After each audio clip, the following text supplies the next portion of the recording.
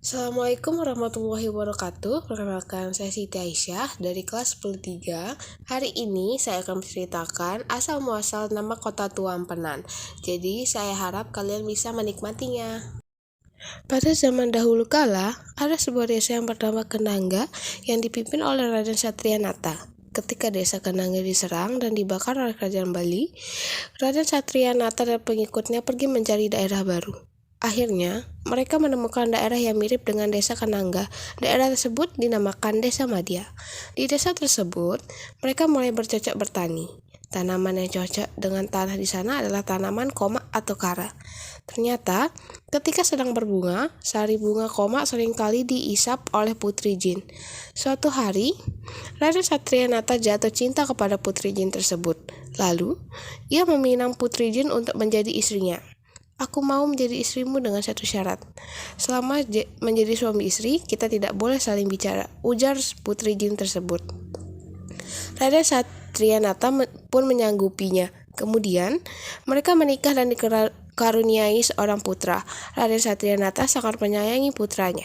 Seringkali, ia ingin mengungkapkan kebahagiaannya kepada istrinya. Tetapi, hal tersebut diurungkan mengingat janjinya kepada istrinya sebelum mereka menikah. Pada suatu hari, setelah mengayun sang putra di ayunan, sang istri pergi ke sumur. Raden Satrianata memanfaatkan kesempatan tersebut. Ia mengambil selendang istrinya yang biasa dipakai untuk menggendong putra mereka. Ketika pulang, sang istri melihat anaknya menangis. Dengan cekatan, ia menggendong putranya dan mulai mencari kain gendongan. Ia keluar masuk kamar mencari kain gendongannya. Raden Satrianata menghampirinya dan menyodorkan kain yang tadi diambilnya. "Inikah yang kau cari, istriku?" ujar Raden Satrianata.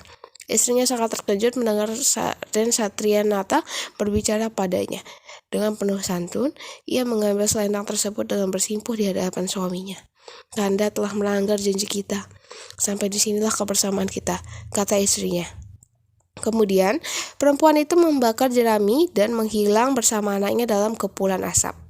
Raden Satrianata sangat menyesali peristiwa tersebut dan tidak kuasa menahan kepergian istri dan anaknya.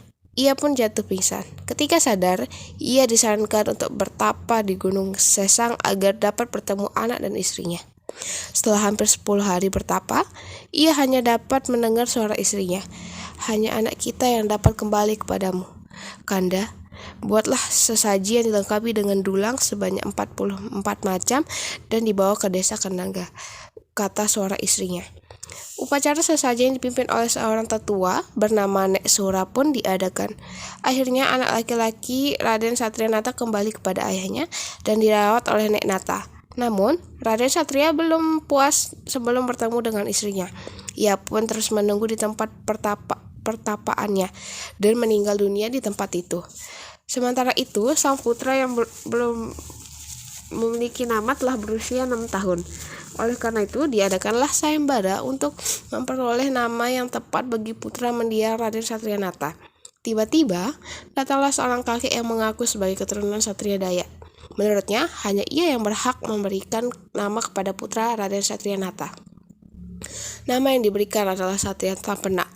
Nama tersebut kemudian diambil menjadi nama kota Tuampenan. Konon, keturunan Satria Tampena berkembang dan tinggal di daerah tersebut.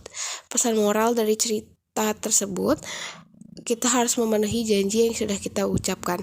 Orang yang sering ingkar janji tidak akan disukai orang lain.